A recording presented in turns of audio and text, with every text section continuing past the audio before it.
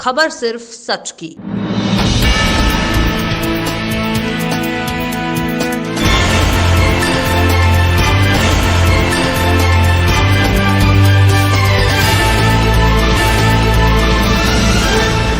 लखनऊ से दिल्ली जा रहे भाजपा सांसद साक्षी जी महाराज ने कन्नौज के सौरीख इलाके में कार्यकर्ताओं से मुलाकात के दौरान मीडिया से बात करते हुए फिर एक बड़ा बयान दे डाला। साक्षी जी महाराज ने ओवैसी की पार्टी को भाजपा की बी पार्टी कहने वाले विपक्ष की बात पर मुहर लगाते हुए कहा कि ओवैसी को यूपी में खुदा ताकत दे।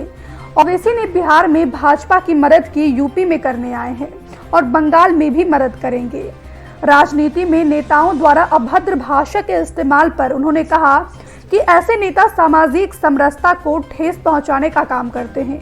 किसान नेताओं द्वारा सुप्रीम कोर्ट की बात न मानने पर कहा कि ये देश का दुर्भाग्य है। दुर्भाग्य से कुछ लोग पूर्वाग्रही, परिवादी, जातिवादी, स्वार्थी लोग ने सुप्रीम कोर्ट को मानने को तैयार नहीं है। सरकार को न संविधान को मानने को तैयार है। कानून को अब अपना काम करना चाहिए।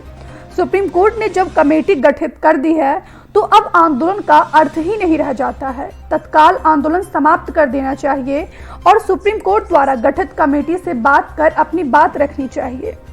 भाजपा के मुस्लिम प्रेम पर पूछे गए सवाल पर उन्होंने कहा कि भाजपा सबका साथ, सबका विकास के रास्ते पर चलने वाली पार्टी है, जिसके चलते भाजपा मुसलमानों का भी विश्वास जीतने में, उनका विश्वास करने में लगी हुई है। अब मुसलमान इस बात को समझने लगा है कि पिछले 65 साल से हिंदुस्तान के मुसलमानों को तुष्टीकरण के नाम पर डराया गया है। इस कारण अब मुस्लिम समाज भी भाजपा से जुड़ने लगा है। कहाँ जा रहे थे आप? कार्यक्रम तो कुछ नहीं, अपने संसदीय क्षेत्र से दिल्ली की तरफ प्रस्थान कर रहा था। इन लोगों को पता चल गया, रास्ता घेर लिया। ओवैसी जी यूपी चुनाव की तैयारी में जुट गए, क्या भाजपा को फायदा होगा या नुकसान? कौन? ओवैसी जी जो आ गए हैं कल आजमगढ़ में, आज आजमगढ़ में कार्यक्रम कर रहे हैं। बड़ी मेहरबानी, उनको भगवान ताकत दे, ऊपर वाला खुदा उनका साथ दे। उन्होंने बिहार में भी हमारा सहयोग किया था, यूपी में भी करेंगे और बाद में पश्चिम बंगाल में भी करेंगे। आप नेता यूपी में स्कूल और अस्पताल देख रहे हैं और अभद्र भाषा का प्रयोग कर रहे हैं। लोकतंत्र में कितना ये सही है, कितना गलत है?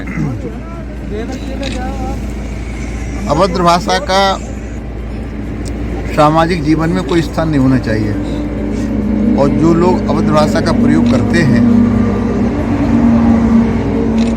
मुझे लगता है कहीं न कहीं वो सामाजिक समरसता को ठेस पहुंचाने का काम करते हैं। किसान नेताओं ने सुप्रीम कोर्ट की बात मानने से इनकार कर दिया है, क्या कहना है? और सरकार का दुर्भाग्य है देश का। इस देश की रक्षा के लिए राष्ट्र की बलिवेदी पर सुभाष चंद्र बोस से लेकर के पंडित चंद्रशेखर आजाद, भगत सिंह, पंडित रामप्रसाद बिस्मिल, अशफाक उल्लाह, झांसी की रानी, रामगढ़ की रानी, हजारों शहीद इस राष्ट्र की रक्षा के लिए बलिवेदी पर न्यौछावर हो गए। लेकिन दुर्भाग्य से कुछ लोग पूर्वाग्रही, परिवारवादी, जातिवादी, स्वार्थी लोग न सुप्रीम कोर्ट को मानने के लिए तैयार हैं, न सरकार को मानने के लिए तैयार हैं, न संविधान को मानने के लिए तैयार हैं।